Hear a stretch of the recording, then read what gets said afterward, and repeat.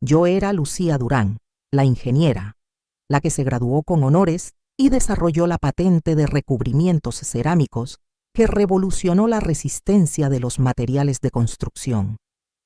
Era una mujer que se comía el mundo a puñados, con las manos sucias de laboratorio y el cerebro lleno de fórmulas complejas. Pero si me preguntan ahora quién soy, diría que era la otra Lucía. Lucía, la esposa ejemplar de Javier. Hacía 5 años que había colgado mi bata de laboratorio en el fondo de un armario. No fue un acto de debilidad, sino una decisión que en ese momento me pareció la cúspide de la feminidad y el éxito. Javier, mi esposo, supervisor estrella en la constructora Buenavista, me había mirado con esos ojos profundos y me había dicho: Lucía, tú vales más que un simple sueldo. Concéntrate en el hogar. Sé mi centro de gravedad. Construyamos una familia. Y yo, estúpidamente enamorada y cansada de las batallas corporativas, acepté el papel. Pasé de liderar equipos de 50 ingenieros a supervisar la perfección de las sábanas y el punto exacto de cocción de la carne. Mi nueva oficina era la cocina, mi proyecto más ambicioso era la cena y mi título, el de esposa de supervisor. Al principio, la transición fue dolorosa, un eco constante de mi potencial perdido. Cada vez que pasaba por una obra, sentía un vacío en el estómago, una nostalgia amarga, pero me convencí a mí misma de que estaba construyendo algo más importante: la estabilidad de mi matrimonio. La casa en Lomas Verdes era un santuario de orden y paz, y Javier, con su traje impecable y su sonrisa segura, era el dios de ese templo. Lo amaba con esa devoción silenciosa y profunda que solo se permite una mujer que ha apostado todo a una sola carta. Mi rutina era un ballet silencioso. Los lunes revisaba las cuentas, los miércoles la limpieza profunda y los viernes, mi favorito, preparaba su maletín de piel oscura para el fin de semana. Era un ritual de servicio que me anclaba a la promesa que le había hecho. Esa noche, sin embargo, el ritual se rompió. Era un jueves, y Javier había salido de emergencia a una junta con un cliente importante. La regla no escrita era no tocar sus cosas fuera del viernes, pero necesitaba urgentemente unas pastillas para la migraña, que según recordaba, había dejado en el bolsillo lateral del maletín. El maletín, un regalo de nuestro segundo aniversario, olía a cuero nuevo, a éxito y, esa noche, olía ligeramente a un perfume que no era el mío, un detalle sutil, casi imperceptible, que hizo que un pequeño nervio en mi cuello se tensara. Abrí el bolsillo lateral con el cierre dorado. No había pastillas, solo el desorden habitual de recibos arrugados, una pluma de plata y un pequeño objeto rectangular envuelto en un plástico brillante. Mi corazón dio un vuelco, no de miedo, sino de una curiosidad tan intensa que me quemó la punta de los dedos. Lo saqué. Era una caja de cartón pequeña, colores vibrantes, diseño moderno, y el nombre Condones. Una oleada de náuseas me subió por la garganta. No éramos de usar ese tipo de cosas. Hacía años que Javier se había sometido a una vasectomía después del accidente que tuvimos y la pérdida del embarazo. Me había prometido que era por nuestra seguridad, por nuestro futuro.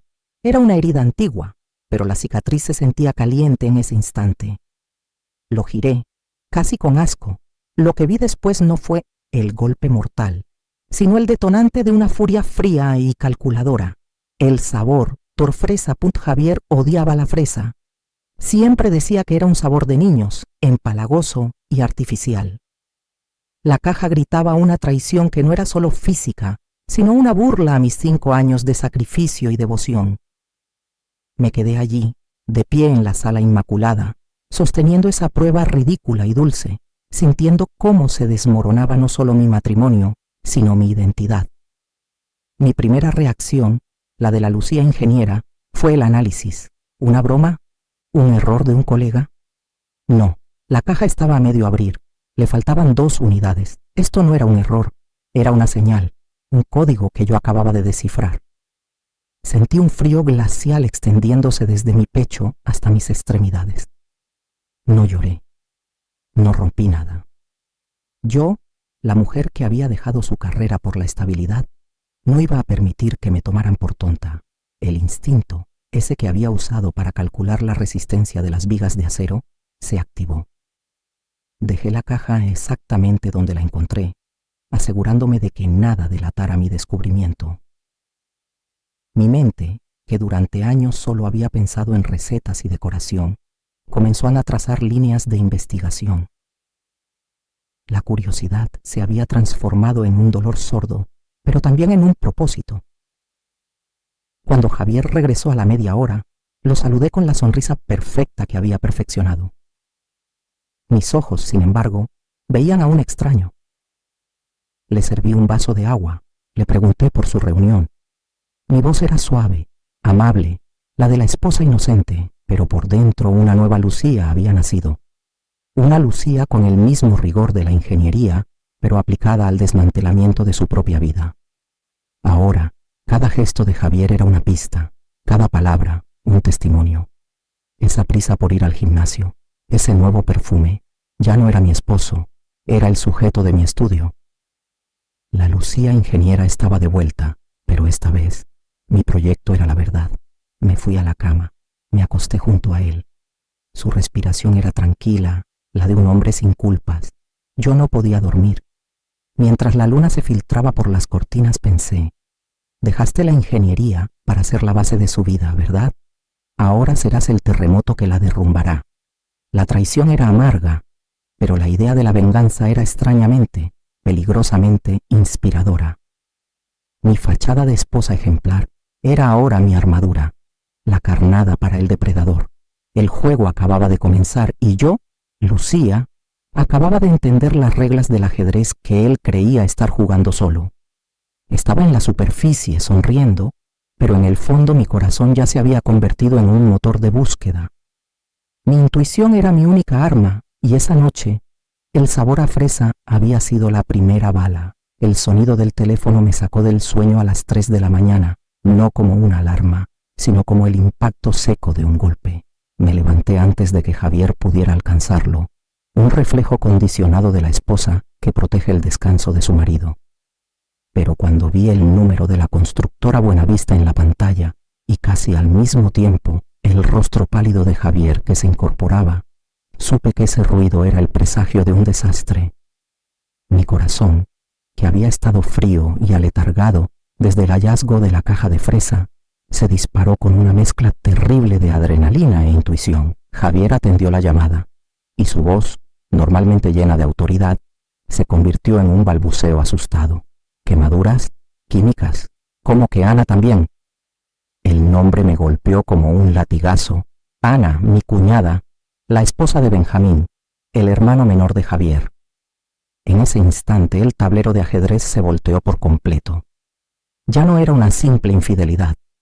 Era una traición entrelazada con mi propia familia, un secreto podrido que se extendía hasta la casa de al lado. Sentí una punzada de piedad helada por Benjamín, el pobre tonto que siempre veía la bondad donde solo había cálculo. Pero esa piedad duró menos de un segundo, porque mi mente ya estaba en modo ingeniero de crisis. Nos vestimos a toda prisa y corrimos al hospital de urgencias.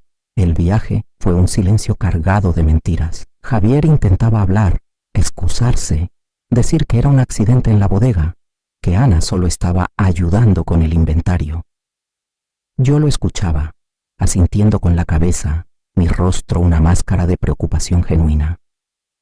La verdad era que, por dentro, sentía una extraña calma. El descubrimiento de la traición me había anestesiado. Mi sufrimiento se había transformado en una herramienta. Al llegar al hospital, la escena era un caos de batas blancas y olor a antiséptico.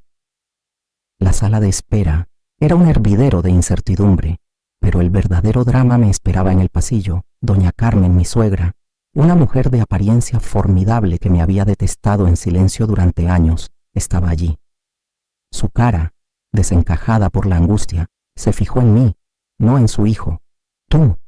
Su voz era un graznido seco, lleno de veneno, siempre trayendo la mala suerte a esta familia.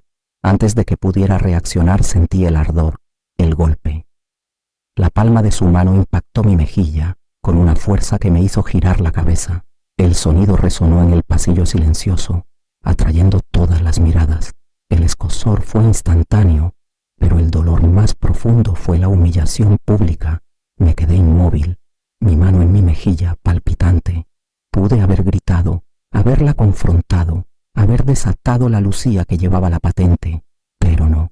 En ese momento crucial, la Lucía actriz se impuso. Bajé la mirada, permitiendo que un par de lágrimas de genuina conmoción y dolor por el golpe, resbalaran por mis mejillas. Mi cuerpo tembló levemente.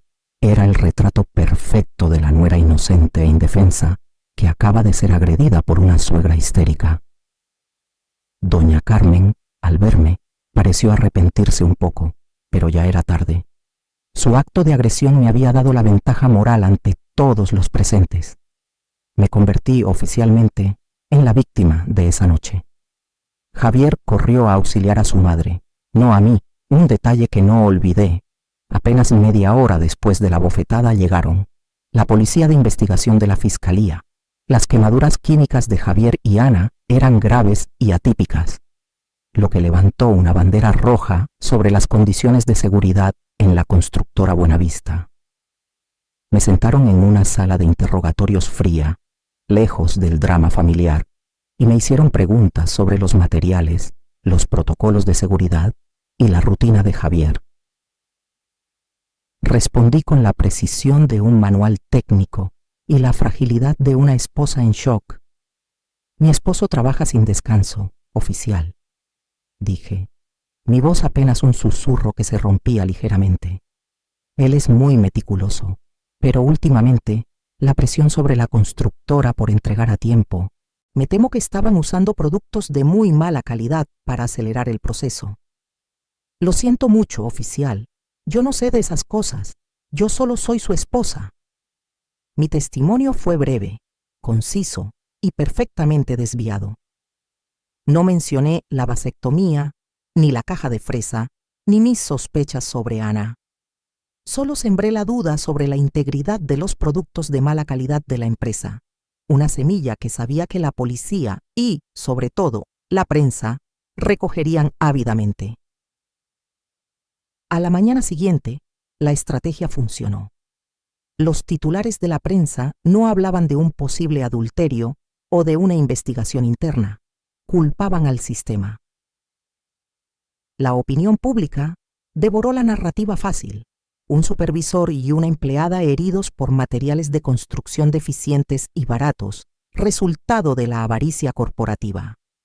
Yo, la esposa, aparecí brevemente en las noticias de la mañana, un rostro bello y triste junto a la entrada del hospital, un símbolo de la tragedia que se había cebado con una familia honesta. Javier y Ana estaban graves, pero estables, ambos sedados, incapaces de hablar. Yo me senté junto a Javier en su habitación, tomándole la mano del mentiroso. Miré su rostro vendado y pensé, ahora, el mundo te ve como una víctima del sistema, mientras yo, la verdadera víctima de tu traición, me preparo para ser tu juez y tu verdugo. Mi sufrimiento se había convertido en un arma invisible, y la máscara de esposa ejemplar era ahora mi mejor disfraz. Estaba herida por la bofetada y por el dolor de la traición, pero por primera vez en 5 años me sentía peligrosamente viva. Los días en el hospital fueron un ejercicio agotador de hipocresía. Me sentaba junto a Javier, observando su cuerpo inmovilizado por las vendas, y mi mente no veía a mi esposo, sino un complejo problema de ingeniería esperando a ser desmantelado. Ya no me movía el calor de los celos, sino el frío de la estrategia. La bofetada de doña Carmen y el rostro roto de Javier me habían dado la coartada perfecta. Yo era la víctima sufrida, la que no sospechaba, pero esa misma noche, mientras todos pensaban que estaba agotada por el drama, hice la primera llamada que cambiaría mi destino. Necesitaba ojos fuera del círculo familiar. La policía de investigación, gracias a mi testimonio, estaba atascada en la narrativa de los materiales defectuosos. Yo sabía que la verdad era más oscura. Contacté a Víctor, Me lo había recomendado una vieja amiga de la universidad, que lo usó en un caso de fraude corporativo. Víctor era un hombre de pocas palabras, fumador empedernido y con una mirada cínica que parecía haberlo visto todo. Mi esposo está en el hospital con quemaduras. Lo que necesito saber, Víctor, es con quién y por qué estaba en esa bodega a las 3 de la mañana. Quiero la verdad, aunque duela. Y quiero que se enfoque en las finanzas tanto como en las sábanas. Le entregué un primer cheque considerable, usando los ahorros de mi cuenta secreta, esa pequeña reserva que había mantenido intacta por si la esposa ejemplar algún día necesitaba huir. Le dije que Ana, mi cuñada, era el objetivo principal, pero le pedí que no se limitara. Yo ya sospechaba que Ana era solo un anzuelo, una pantalla barata para distraerme. La fresa en el maletín de Javier me había gritado: «¡Busca más!». Víctor no tardó en entregar resultados. En menos de una semana, en lugar de fotos de mi esposo y Ana en hoteles baratos, lo cual, honestamente, habría sido el desenlace más simple y menos doloroso, me entregó una carpeta con documentos contables, extractos de transferencias y, finalmente, un nombre que me hizo tambalear: Camila. Camila era la directora financiera de la constructora Buenavista, una mujer elegante, de unos 40 y tantos, con una frialdad en los ojos que reflejaba la mía. Al principio, pensé que la infidelidad era con ella, lo cual ya era un giro. Mi esposo me engañaba con una socia de poder, no con una subalterna. Pero las fotos no eran de besos robados, sino de reuniones discretas en oficinas de notarios públicos y restaurantes de alta cocina, siempre con papeles sobre la mesa. Abrí la carpeta que contenía el verdadero giro argumental. Lo que Javier y Camila habían estado construyendo no era un nido de amor, sino una red de corrupción tan intrincada como un circuito electrónico. Habían creado, a través de terceros y prestanombres, varias empresas fantasma, compañías fachada, especializadas en la venta de materiales de construcción innovadores. Estas empresas, en realidad, solo existían en papel. La mecánica era diabólica. La constructora Buenavista inflaba los costos de los proyectos públicos y privados, comprando supuestamente los materiales caros a las empresas de Camila y Javier. El dinero, decenas de millones de pesos, salía de las cuentas de Buenavista hacia estas empresas fantasma para luego ser lavado a través de un complejo sistema de facturación falsa y, finalmente, regresar a las cuentas personales de Javier y Camila. El accidente de la bodega no había sido un error de seguridad. Había sido un intento desesperado por destruir los rastros químicos de los materiales baratos y sustitutos que realmente habían estado usando en las obras, justo antes de una auditoría interna inminente solicitada por don Damián, uno de los accionistas principales. Las quemaduras de Javier y Ana, quien, según Víctor, era solo una operadora y mensajera, pero no la amante principal, habían sido el resultado de una reacción química mal calculada al intentar destruir la evidencia. Leí las cifras una y otra vez. Decenas de millones de pesos, fondos malversados que debieron usarse en escuelas, carreteras, hospitales. En ese momento, los celos por la caja de fresa y la rabia por la bofetada se disolvieron por completo. El hombre con el que me había casado no era solo un infiel, era un criminal de cuello blanco, un parásito que estaba drenando los recursos del país. Mi objetivo dio un giro de 180 grados. Ya no se trataba de un divorcio por adulterio. Se trataba de desmantelar una red criminal. Yo, la ingeniera que dejó todo por el amor, ahora tenía la oportunidad de usar mi mente analítica para la justicia. La rabia se convirtió en una determinación fría y cortante, como una navaja. Tenía el arma, los documentos de Víctor, y el objetivo ya no era solo Javier, sino toda la estructura que lo protegía. Guardé la carpeta de Víctor en una caja fuerte oculta. Me miré en el espejo del baño del hospital, donde me había refugiado con el pretexto de lavarme la cara. La Lucía que regresó no tenía lágrimas, tenía un plan. Mi disfraz de esposa ejemplar era ahora una herramienta de sabotaje.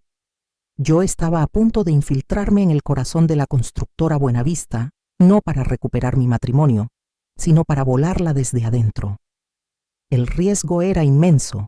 Exponer a Javier significaba exponer a Camila, y quizás a otros más arriba. Podrían destruirme no solo legal, sino físicamente, pero el recuerdo de mis años de estudio, la dignidad de mi profesión y, sobre todo, la obscenidad de esas cifras robadas me impulsaron. Iba a demostrarle al mundo y a mí misma que yo era más que la esposa de alguien. Yo era la ingeniera Durán, y mi nuevo proyecto era la verdad. Ahora que sabes que Lucía pasó de luchar contra un adulterio a exponer una red multimillonaria de lavado de dinero que la pone en peligro. Si estuvieras en su lugar, ¿harías pública esta información de inmediato arriesgando tu vida o la usarías estratégicamente en secreto para asegurar primero tu protección legal? Deja un comentario para que todos lo sepan. El rastro del dinero sucio, esa bestia de papel y cifras que había estado rastreando, me llevó a un lugar inesperado, Oaxaca. Los documentos de Víctor mostraban que, de todos los millones malversados que Javier desviaba con Camila, había un flujo constante, metódico y sorprendentemente limpio que salía de la red de empresas fantasma. No iba a cuentas offshore, iba directamente a una fundación de apoyo. Al principio, lo descarté como un simple intento de lavado social, una manera de mejorar su imagen pública ante Hacienda. Pero Víctor, el cínico detective, me detuvo. Ingeniera Durán, esto no es caridad corporativa, esto es personal. Él está pagando un tratamiento carísimo de manera clandestina, y el destinatario es el Hospital Infantil de Oaxaca. El contraste me golpeó con la fuerza de un dilema moral. El hombre que usaba materiales baratos para construir edificios inseguros, que había puesto en riesgo la vida de su propia cuñada y que me había humillado con una caja de fresas, estaba secretamente financiando la vida de un niño. La mente del criminal era un laberinto sin sentido. Sentí la necesidad urgente de ir, no para acusarlo, sino para entender el rostro de su única buena acción en medio de tanta maldad. Necesitaba ver dónde terminaba la línea de sangre de ese dinero. Viajé a Oaxaca, dejando atrás la fría perfección de mi casa y el aire cargado de mentiras de la Ciudad de México. Al aterrizar, el calor me envolvió, la luz era más dorada y el tiempo se movía con una cadencia diferente, más humana. El hospital infantil era un edificio modesto pero lleno de vida y color. Me presenté como investigadora de la constructora Buenavista, diciendo que estábamos auditando los fondos donados. Me condujeron al área de oncología pediátrica, un lugar donde la esperanza y el miedo convivían en los pasillos decorados con dibujos infantiles. Pregunté por el niño beneficiado por la donación más grande y el nombre me fue revelado. Nico, 3 años, leucemia. Cuando la enfermera me guió a su habitación, mis manos sudaban. Estaba a punto de ver la única conexión humana irredimible en el desastre de Javier, y no sabía si mi corazón lo soportaría en un atré. Nico era una criatura de ojos enormes y cabello escaso por el tratamiento, acurrucado bajo una manta con un dinosaurio bordado. Estaba solo en ese momento. Cuando mis ojos se posaron en él, sentí una punzada tan fuerte que me dobló el estómago. Era una versión miniatura y frágil de la inocencia pura. Me acerqué lentamente a su cama. Él me miró con una curiosidad seria, sin miedo. ¿Eres tú, mamá?, dijo, con esa voz dulce y temblorosa de los niños enfermos. La palabra mamá me atravesó, mi respiración se cortó. El recuerdo de mi propio embarazo perdido, la herida que Javier y yo nunca pudimos cerrar, explotó dentro de mí. Me arrodillé junto a la cama. No, corazón, logré susurrar sintiendo la garganta seca. Yo no soy tu mamá. Soy amiga de alguien que te quiere mucho. Nico sonrió, un gesto de felicidad desdentada. Sí eres, él me enseñó tu foto. Dijo que si me sentía solito, mirara a mi mamá, que siempre sonríe. Mi mente regresó como un flash a la casa, a la foto de nuestro compromiso, sonriendo en el jardín de mis padres, esa foto que yo odiaba, porque representaba la Lucía ingenua y traicionada. Javier la había tomado, la había usado, la había convertido en el rostro del consuelo para un niño que moría en Oaxaca. La enfermera regresó y me explicó la situación en voz baja. Javier había estado visitando al niño durante meses, de forma esporádica y siempre de incógnito, pagando los tratamientos más caros y manteniendo un cuidado obsesivo de que nadie supiera su identidad real. Había estado usando mi foto para darle una figura materna que no tenía, ya que la madre biológica de Nico había fallecido. Era la mentira más noble y más cruel que Javier había cometido. Salí de esa habitación y caminé por los jardines del hospital sintiendo que el sol de Oaxaca me quemaba el alma, limpiándola. El odio que sentía por Javier se sintió sucio, estéril. No porque él se hubiera redimido, su crimen seguía siendo gigantesco, sino porque mi propia misión había cambiado. El malversador era el único sostén de la vida de Nico. Si yo lo exponía, si desmantelaba la red y el dinero se detenía, Nico moriría. Yo, Lucía Durán, la portadora de la justicia, me convertiría en la ejecutora silenciosa de un niño inocente. En ese momento, la rabia contra Javier mutó en una necesidad brutal de proteger a Nico, sin importar el costo o la ironía. Mi batalla ya no era el divorcio, ni siquiera la justicia ciega contra la corrupción. Mi batalla era por la vida de ese niño. Tenía que conseguir el control total de las finanzas de Javier, de la constructora Buenavista, para que el flujo de dinero para Nico nunca se detuviera, incluso si Javier terminaba en la cárcel.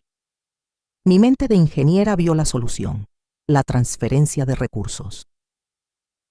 De vuelta en mi hotel esa noche, abrí el laptop y en lugar de revisar los documentos de fraude, busqué información sobre tutela legal y tratamientos para la leucemia. La balanza se había inclinado. Mi dolor era ahora un motor de protección. Yo protegería a esa criatura inocente, el último vestigio de humanidad que quedaba en mi matrimonio roto, incluso si tenía que odiar a Javier y agradecerle, todo al mismo tiempo, por haberme llevado hasta allí. Nico se convirtió en mi punto de inflexión, el ancla moral que me impidió caer en la oscuridad de la venganza pura. Mi corazón, por fin, encontró un nuevo propósito. Al volver a Ciudad de México, la casa se sentía diferente. Ya no era el santuario de mi vida perfecta, era una base de operaciones. Las cortinas estaban cerradas no por duelo, sino para ocultar la intensa luz del laptop y los documentos. Mi mente, afinada en Oaxaca, trabajaba como la de un ingeniero que diseña la demolición controlada de una estructura inestable. Javier seguía en el hospital, inconsciente. Camila, la directora financiera, había tomado las riendas de la constructora, moviendo sus peones y asegurándose de que la auditoría se estancara. Era mi momento de mover ficha. Sabía que necesitaba a alguien tan inteligente como yo, pero con un dominio del código legal que yo había descuidado. Busqué a León. León era mi compañero de la Facultad de Ingeniería de Materiales, el único que, a pesar de ser brillante, siempre decía que las matemáticas eran demasiado aburridas. Sorprendentemente, había dejado la ingeniería para estudiar Derecho, fascinado por la arquitectura de las leyes, y ahora era un abogado litigante temido. Lo encontré en un despacho sobrio, su oficina llena de libros y el aire oliendo a café fuerte y pergamino. Le puse la carpeta de Víctor sobre el escritorio, sin preámbulos. Empecé con la caja de condones de fresa y terminé con el flujo de dinero a Nico en Oaxaca. León pasó 2 horas leyendo. Al final cerró la carpeta con un golpe seco. Me miró por encima de sus lentes, no con lástima, sino con respeto. Lucía Durán, dijo usando mi nombre de soltera, algo que nadie había hecho en años. Lo que tienes aquí no es un caso de divorcio, es una causa federal, adulterio, malversación de fondos públicos, lavado de dinero a través de empresas fantasma y un posible fraude fiscal masivo. Podemos hundir a Javier, a Camila y a cualquiera que esté por encima de ellos. Mi objetivo se hizo cristalino. Necesitábamos una estrategia dual. Primero, asegurar el futuro de Nico. Necesito el divorcio lo más rápido posible, León. y necesito que la sociedad conyugal me otorgue la mayor parte de las acciones y bienes de Javier. Necesito capital para garantizar el tratamiento de Nico, sin depender del dinero robado. Lo haremos, afirmó con una sonrisa fría, pero el divorcio será solo el preámbulo. Presentaremos una denuncia ante la Fiscalía Anticorrupción de forma simultánea. El divorcio por adulterio nos da el argumento moral, pero la malversación es la bomba que estallará en la constructora Buenavista. Empezamos a preparar los documentos. Mientras yo trabajaba con León en el aspecto legal, el conflicto en la empresa hervía. Los rumores sobre el accidente y la mala calidad de los materiales se hicieron insostenibles. Era el momento de la verdad en la constructora Buenavista. Fui convocada a la junta de accionistas. Entré a la sala de juntas, donde las sillas de cuero negro olían a poder y traición, sintiéndome como el cordero que entra a la guarida del lobo. Camila estaba allí, fría e inescrutable, dirigiendo la sesión con una eficiencia calculada, pero el verdadero adversario era don Damián, un accionista de la vieja guardia, brutalmente honesto y sin paciencia. Don Damián golpeó la mesa con su puño. Estaba furioso por la caída del valor de las acciones y el escándalo de seguridad. Basta de excusas, Camila. Necesitamos estabilidad. El supervisor principal, Javier, está incapacitado. Las finanzas están bajo sospecha. Exijo el control temporal de la empresa para evitar el colapso total. Yo seré el nuevo director ejecutivo. Camila estaba a punto de negociar, de ganar tiempo, cuando me levanté. El silencio en la sala fue absoluto. Era la esposa ejemplar, la víctima pública de la bofetada, la mujer que se suponía que no entendía de negocios. Con el debido respeto, don Damián. Mi voz era firme, un eco que llenó la sala y que no se rompía. Usted puede exigir el control, pero la constructora Buenavista no caerá, y no será usted quien tome las riendas. Todos me miraron como si me hubiera vuelto loca. Camila sonrió con suficiencia, pensando que iba a llorar o a pedir compasión. Lucía, es un asunto de negocios, no de sentimientos, dijo Camila condescendiente. Exacto, Camila. Es un asunto de negocios. Jugué mi carta del triunfo. Con un movimiento tranquilo, saqué un sobre grueso y lo deslicé sobre la mesa hacia don Damián. Mi nombre es Lucía Durán. Antes de ser la esposa de, yo era ingeniera de materiales, hace 3 años. Mientras Javier estaba ocupado con sus asuntos, yo estaba en el laboratorio de casa, trabajando en un proyecto de materiales de alto rendimiento. Hice una pausa dramática. La sala estaba en tensión. Lo que tienen ahí, señalé el sobre, es la copia de la patente internacional para pintura impermeabilizante y aislante, un material que reducirá los costos de construcción en un 30% y aumentará la eficiencia energética en un 40%. Es una innovación revolucionaria en el sector. Está registrada y asegurada, no a nombre de la constructora Buenavista, sino a nombre de Lucía Durán. La bomba había explotado. El rostro de Camila se congeló, perdiendo todo color. Don Damián abrió la boca. Incapaz de emitir sonido, la patente era el futuro de la empresa, su único salvavidas frente al escándalo y la recesión. Sin mí, la constructora era basura. Conmigo, valía miles de millones. Como accionista y ahora la única persona con un activo de valor real que puede salvar a la constructora, propongo un voto. Si me otorgan el control temporal como directora ejecutiva, transfiero el uso de la patente. Si no, me llevo mi tecnología y la vendo a la competencia mañana mismo. Ganamos. Por un voto de emergencia, Lucía Durán, la esposa ejemplar, se convirtió en la directora ejecutiva interina. Dejé la sala con la cabeza en alto. Ya no era la víctima. Era la dueña del tablero. Lucía acaba de tomar el control de la empresa usando su propia patente, pero el control es temporal y tiene enemigos poderosos dentro. Camila, don Damián y fuera, Javier. Si tú fueras Lucía, ¿cuál sería tu primera acción inmediata para consolidar el poder? A. Despedir inmediatamente a Camila y sus aliados, o B. Reunir información para exponer a Camila legalmente. Para evitar una demanda por despido injustificado, deja un comentario para que todos lo sepan. Mi primer día como directora ejecutiva interina no fue de celebración, sino de guerra fría. La oficina de Javier, ahora mía, se sentía como un búnker de comando. Había ganado la batalla de la junta de accionistas, pero la guerra real se libraba en los pasillos, en las miradas furtivas de los empleados y, sobre todo, en los teléfonos de Camila y don Damián. Sabía que para desmantelar a Javier tenía que aislarlo, dividir a su familia y a sus socios. Mi primera misión fue simple: Benjamín. Benjamín era el hermano menor de Javier y Ana, un hombre tranquilo, con el alma de artista atrapada en un puesto administrativo que odiaba en la constructora. A menudo lo veía en el hospital, con una tristeza que iba más allá de la preocupación por su hermano y hermana. Javier lo había manipulado por años, manteniéndolo cerca con promesas de riqueza que nunca llegaban. Lo invité a mi nueva oficina bajo el pretexto de una revisión de presupuesto. Cerré la puerta de caoba, sintiendo el peso de la responsabilidad.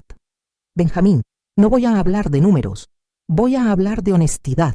Le mostré las pruebas, no los documentos de la malversación, aún no era el momento, sino el informe de Víctor que detallaba la relación íntima entre Javier y Ana, mi cuñada.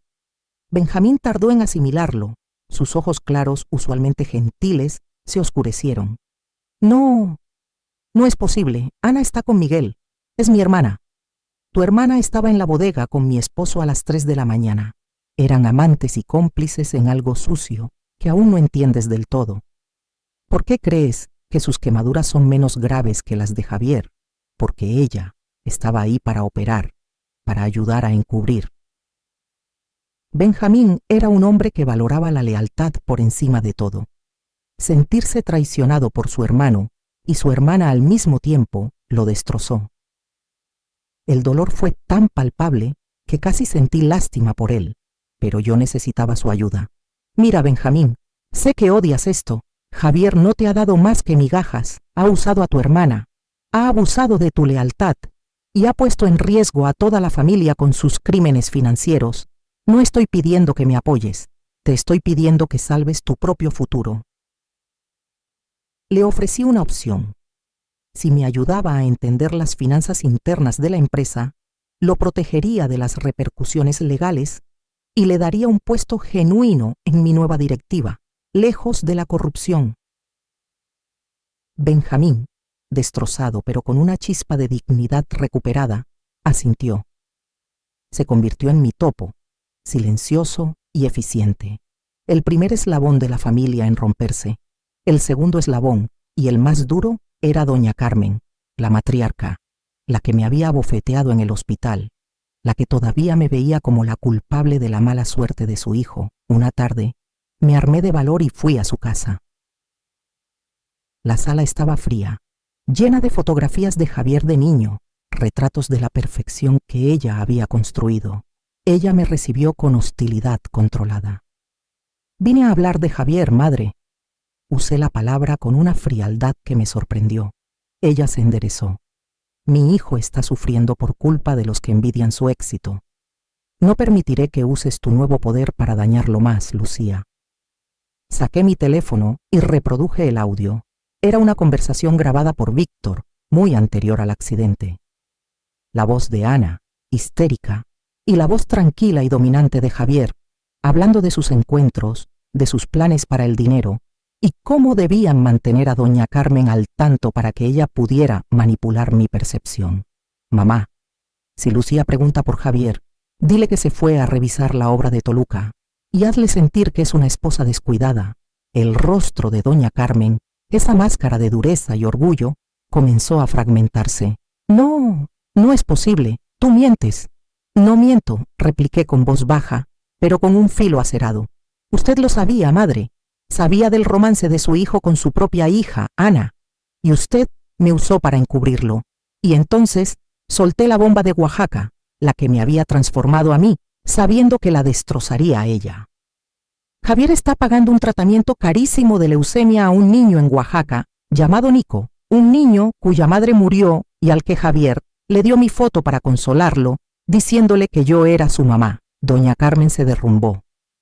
No fue un grito, fue un colapso silencioso. Las lágrimas le corrían por las arrugas, no de rabia, sino de dolor puro y complejo. Su hijo era un monstruo, un adúltero incestuoso y un criminal, pero también el único salvador de un niño inocente. La dualidad de Javier la había quebrado. Yo solo quería proteger a mi familia. Sollozó con la voz rota. Quería que Javier fuera feliz. No sabía que era tanto el dinero, solo creí que era Ana. Me acerqué, no para consolarla, sino para terminar el trabajo.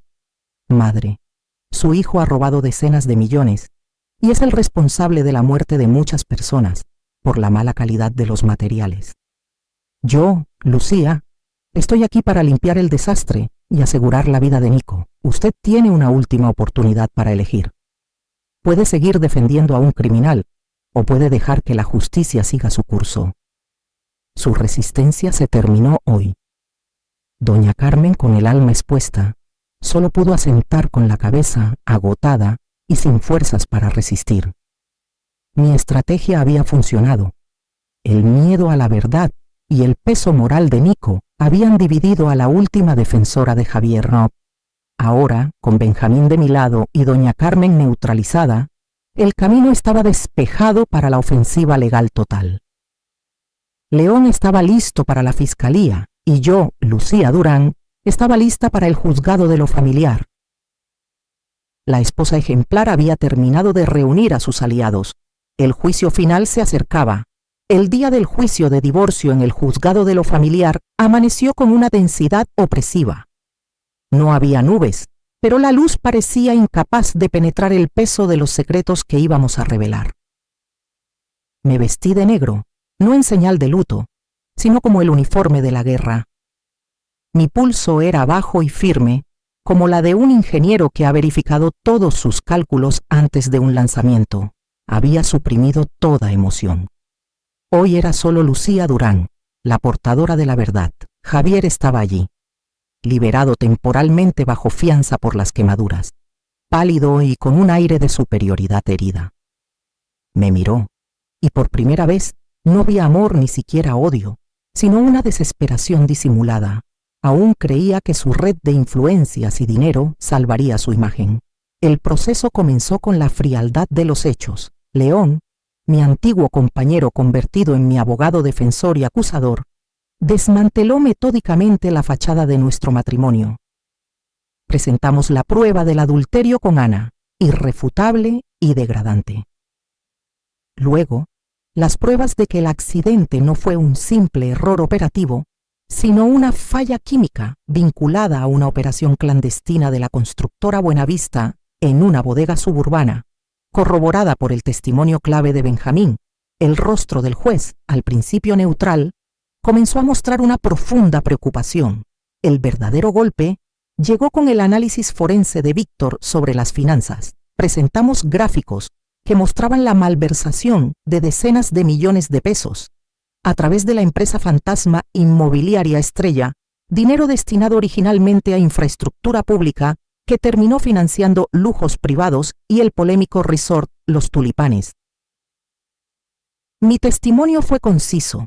Hablé del abandono emocional, del engaño sistémico y de cómo el propósito del divorcio ya no era la venganza, sino la protección de la empresa y la justicia social. El veredicto fue rápido. El divorcio por adulterio y causales graves me fue concedido.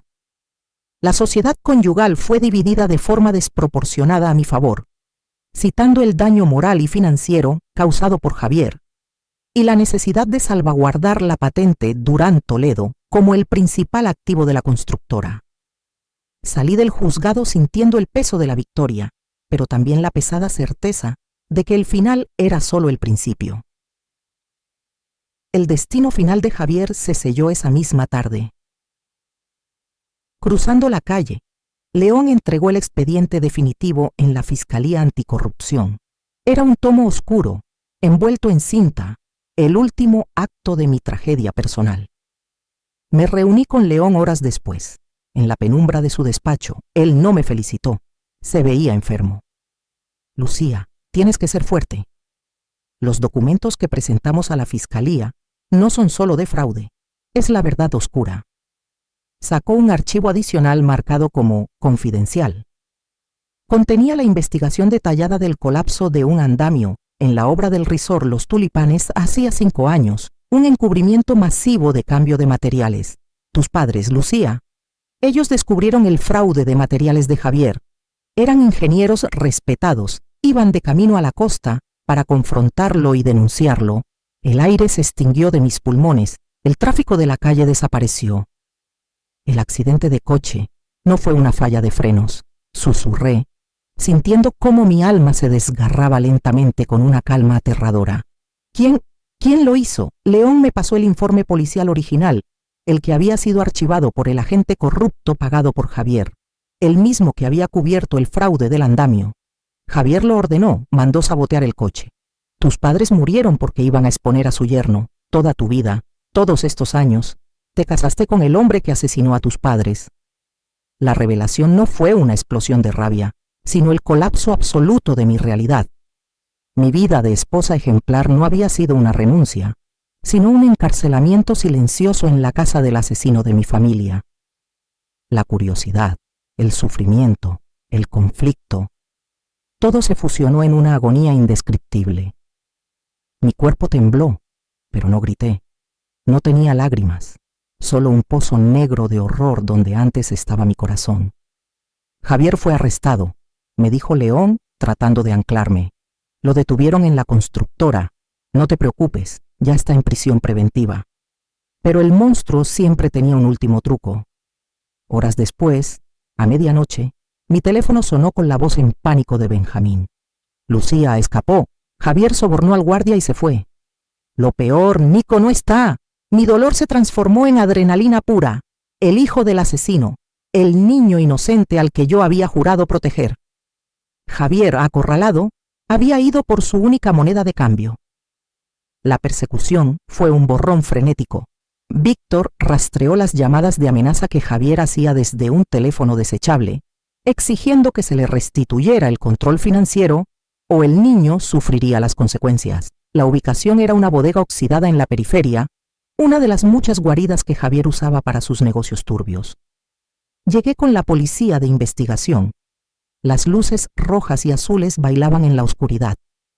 Desde la distancia vi a Javier, un hombre roto y humillado, sosteniendo a Nico contra su pecho. El niño lloraba, su pequeño cuerpo frágil agitándose. «Es mío. No me van a quitar lo único que me queda», gritaba Javier a la policía. No esperé. Mientras los agentes preparaban la distracción, irrumpí. Mi mente solo veía a Nico. Javier se volteó, pero estaba lento, desesperado. Un agente disparó una bala de goma y Javier cayó, aturdido. Corrí. Mis tacones resonando en el cemento frío, alcanzar a Nico, abrazarlo, sentir su pequeño peso, su terror. Lo levanté, y la fragilidad del niño me devolvió la fuerza. Los policías sometieron a Javier, lo esposaron, y esta vez, su mirada no fue de odio, sino de la más pura, absoluta derrota. Mientras lo arrastraban, sostuve a Nico, arropándolo. La justicia era brutal, pero al fin había prevalecido. El oscuro secreto había salido a la luz. El asesino de mis padres había caído, y yo había salvado al niño que me había salvado a mí. La noche era fría, pero por primera vez en años sentí calor. El destino ha revelado la verdad más oscura. El hombre que amabas y te casaste con él asesinó a tus propios padres para encubrir su corrupción. Si estuvieras en la celda de Javier en este momento, ¿qué sería lo último que le dirías para cerrar ese capítulo de traición y dolor? Déjanos tu comentario para saberlo. El silencio que siguió al arresto de Javier fue más ruidoso que cualquier grito. El caos de la noche anterior se resolvió en la fría burocracia de la justicia. La Fiscalía Anticorrupción, con las pruebas irrefutables de León, movió los hilos con una eficiencia que me sorprendió. Javier fue sentenciado, no solo por malversación, sino por el cúmulo de evidencias que apuntaban al encubrimiento del sabotaje en la obra, un cargo que llevaba implícita la responsabilidad en la muerte de mis padres. La prisión fue su destino, y aunque la condena no me devolvía a mis padres, me devolvía la paz de saber que el mal había sido contenido. Sentir esa justicia, tan ajena a mí hacía meses, fue la primera bocanada de aire limpio que respiré. El destino de los demás fue un eco melancólico de la tragedia. Ana se esfumó, el escándalo público la consumió. Era imposible para ella seguir en una ciudad donde su nombre estaba ligado al adulterio y la complicidad financiera. Simplemente desapareció, vendiendo su parte de las propiedades y dejando atrás una vida que nunca fue suya, una vida que había construido sobre la mentira y la avaricia. Benjamín mantuvo su promesa. Me ayudó a desenredar los últimos cabos sueltos de la contabilidad, actuando con una rectitud que contrastaba con la oscuridad de su hermano. Una vez que todo estuvo limpio, vendió sus acciones de la constructora a un grupo inversor que respetaría mi nueva dirección. Se fue a Europa, lejos del apellido familiar y la vergüenza. Quería pintar, vivir una vida honesta. Su partida fue una despedida agridulce. No era un enemigo, sino una víctima colateral que merecía su propia liberación. Y doña Carmen, la matriarca caída, la mujer que me había bofeteado, la que había encubierto a su hijo, no pudo soportar la verdad ni la vergüenza. Ingresó en un asilo a las afueras de la ciudad. Su mundo de perfección se había roto, y su castigo fue vivir en silencio, con los fantasmas de sus decisiones. La familia Buenavista había dejado de existir. Yo estaba sola, pero por primera vez me sentía genuinamente libre, sin el peso del deber ser sobre mis hombros. La constructora Buenavista era un cascarón vacío. Tenía la patente y el control, pero la reputación estaba por los suelos. Usar el nombre Buenavista habría sido un insulto a la memoria de mis padres y a mi propia lucha. Era hora de demoler los cimientos podridos y construir algo nuevo, algo que honrara mi verdadera vocación. Con León como mi consejero legal principal, hicimos una reestructuración radical. La empresa ya no se dedicaría a la construcción de resorts corruptos o infraestructura frágil. Yo era una ingeniera de materiales con una pasión por la innovación. Cambié el nombre. Ahora éramos Durán Toledo Durán, por mí, mi resurgimiento. Toledo, por el apellido de mi madre, honrando el legado honesto que Javier había tratado de borrar. Mi patente de pintura aislante se convirtió en la base, pero mi verdadero objetivo se encontraba en otro lugar, uno que había tocado mi alma, el sector de equipos médicos. En Oaxaca, en el hospital de Nico, había visto la necesidad desesperada de tecnología de alta calidad. Utilizaría el conocimiento en materiales avanzados para crear suministros quirúrgicos duraderos y dispositivos de diagnóstico más accesibles para hospitales públicos en México. Era un giro de 180 grados, del cemento al cuidado, de la corrupción a la compasión. Pasamos de construir muros de engaño a construir herramientas que salvaran vidas. Mi carrera, la que creía haber abandonado, había resurgido con un propósito más grande. El cambio más profundo, el que me hizo levantarme cada mañana, fue Nico. La batalla legal para obtener su tutela legal fue un camino de ternura y burocracia, pero prevaleció la verdad de nuestro vínculo. Demostramos que Javier, como padre biológico, era un riesgo para el niño, y que yo era la única persona que había demostrado un amor incondicional y un compromiso genuino con su bienestar. Finalmente, una tarde, el juez me entregó los papeles. Nico era legalmente mi hijo. Mi corazón, que había estado hueco y frío, se llenó de una luz cálida y poderosa. Su salud era prioritaria. Con los recursos de Durán Toledo, contratamos a los mejores oncólogos de la Ciudad de México. El tratamiento de la leucemia continuó, pero ahora con una esperanza y un cuidado constante que antes no existían. Ver a Nico sonreír, verlo jugar con sus carritos y sus trenes, ver cómo su cabello comenzaba a crecer rizado y fuerte, era mi única medición de éxito. Nuestro hogar, la casa que antes era la jaula de mi matrimonio, se transformó. Las habitaciones frías se llenaron de colores, el olor a pintura nueva y el sonido de la risa de un niño. Aprendí a hacer tamales de hoja de plátano los fines de semana con la receta de una vecina. Las tardes se convirtieron en un ritual sagrado en el corazón de la Ciudad de México. Nico y yo, sentados en la terraza, comiendo nuestro tamal con atole, mientras la radio de la vieja cocina de mi madre tocaba boleros de la época de oro. «Usted es la culpable de todas mis angustias», cantaba Daniel Santos, y yo sonreía. Las letras de dolor ahora sonaban ridículas y distantes. Yo era dueña de mi propia calma. 11 meses después del arresto llegó el Día de Muertos. La fecha que antes había pasado desapercibida bajo el yugo de Javier, ahora se convertiría en mi ceremonia de cierre. Llevé a Nico de la mano al panteón donde mis padres descansaban. Nico, que ahora me llamaba Mamá Lucía, con una voz clara y fuerte, no entendía del todo, pero sentía la solemnidad. Juntos preparamos la ofrenda. No fue una ofrenda de dolor, sino de amor y gratitud. Colocamos sus fotos sonrientes, el pan de muerto azucarado que tanto les gustaba, sus cigarros, sí, mis padres eran ingenieros rebeldes, y un atole caliente. Por primera vez, en ese lugar sagrado, hablé con mis padres, les conté toda la historia. El condón de fresa, la corrupción, el juicio, la caída de Javier y finalmente a Nico. «Papá, mamá», susurré. Y esta vez las lágrimas sí vinieron, pero eran de liberación y de un profundo curativo amor. El monstruo cayó, pero él me salvó. Su amor me dio la fuerza para salvarlo a él. Gracias. Los amo. Dejé que Nico colocara un puñado de cempasúchil en sus tumbas.